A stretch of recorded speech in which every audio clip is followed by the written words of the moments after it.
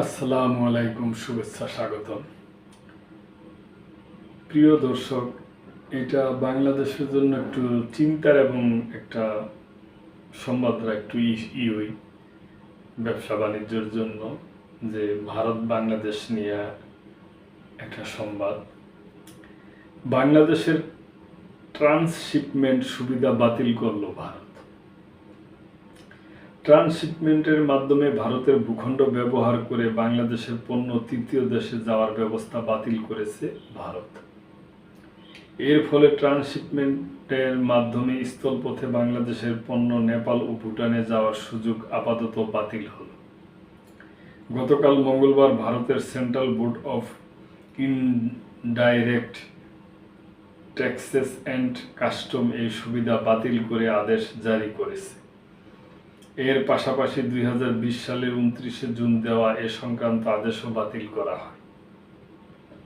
ভারতের central board of indirect tax and custom website সূত্রে এ তথ্য জানা গেছে।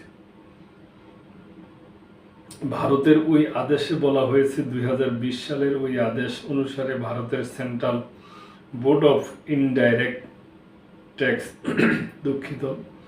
অ্যান্ড কাস্টম বাংলাদেশ থেকে তৃতীয় কোনো দেশে পণ্য রপ্তানিতে ট্রান্সশিপমেন্টের মাধ্যমে ভারতের একটি শুল্ক স্টেশন ব্যবহার করে অন্য কোনো বন্দর বা বিমানবন্দর ব্যবহার করার সুযোগ দিয়েছে।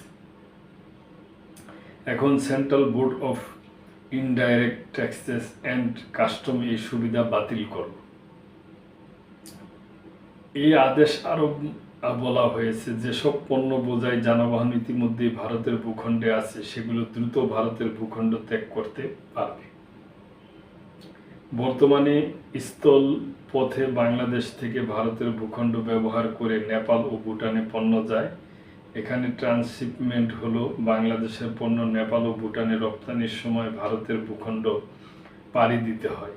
বাংলাদেশ সীমান্ত থেকে ভারতের ভূখণ্ড দিয়ে নেপাল ও ভুটান সীমান্ত পর্যন্ত পণ্যর যানবাহন পরিবর্তন করা হয়।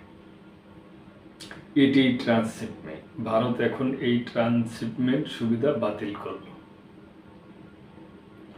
তো দর্শক, এটা একটা বাংলাদেশের জন্য একটা সংবাদই। তবে শুধু ভারত এই ট্রান্সশিপমেন্ট দেয় নাই, বাংলাদেশও ভারতকে ট্রান্সশিপমেন্ট দিছে।